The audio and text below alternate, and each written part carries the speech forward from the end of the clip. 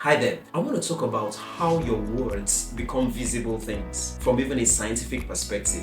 Now, everything we see is made up of matter. Matter is made up of atoms. Atoms are made up of protons, neutrons, and electrons. And protons, neutrons, and electrons are made up of, guess what? Invisible particles. Invisible particles. One of those invisible particles are what? Our thoughts, our emotions, our words. Our words are invisible particles that eventually become protons, neutrons, and electrons, that eventually become atoms, that eventually become molecules, that eventually become visible things. So when you, for example, that I am the greatest, you are releasing energy that eventually will become protons, neutrons, and electrons, eventually become atoms. When you say it with power, say it convincingly, say it repeatedly, continuously, it will now begin to build a form of ideas. Okay, let me go and study this course at the university. It will lead to impulses. Let me go and watch that game. Let me go and join this particular society. And then you start meeting people, and then dreams come out, and then dreams become reality. That's how words work. That's how words work. Now, I'll give you an example. I want to show you how everything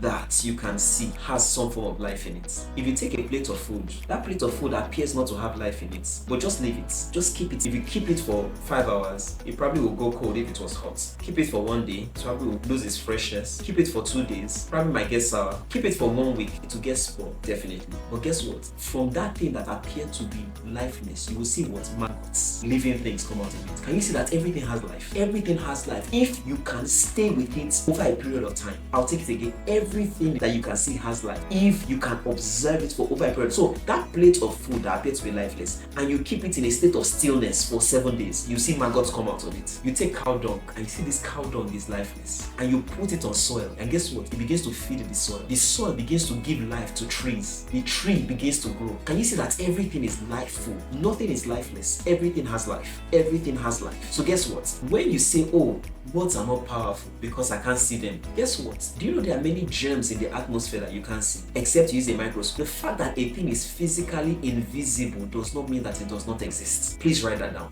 The fact that anything is physically, your words, because you cannot see them, are physically invisible, but they are nevertheless alive. They are living as always. So if you continue, just keep speaking whatever you believe in, and eventually your words will become physical, visible things and proofs. I'll share a final example with you. Somebody says that I'm going to become a Fortune 500 billionaire or Forbes billionaire. Start saying it, start saying it, start saying it, start saying it. And then one day he just gets a inkling. And I'll use the example of Thomas Adams, the inventor of chewing gum. This man was a poor rubber worker, and one day what happened? He tossed a piece of rubber into his mouth. And that's the power of words. The words can cause you to do things that you don't even plan to do. He just playfully tossed a piece of rubber into his mouth, and it tasted good. He was like, I should create something edible that has a rubberized feel to it. And that was how he created chewing gum. Guess what? This poor rubber worker eventually owned the tallest building in New York, became a very wealthy man before he died. Wealthy, I mean wealthy man. That's the power of words. Words will spur you on to do funny things. From those things, you will just see great ideas come, and before you know it, your words will become reality. That's how it works. I hope this works well for you. Do have an amazing day. Bye for now. Hi there, I'm Adekomi Olusonya, publisher of the Immersion Bible, and I will get you addicted to the Word of God, line upon line, precept upon precept. If you would like access to any of my books, products, or services, scan the QR code after this and you will have access to that. Kemi Sense, her love as always. Do have an amazing day, and bye for now.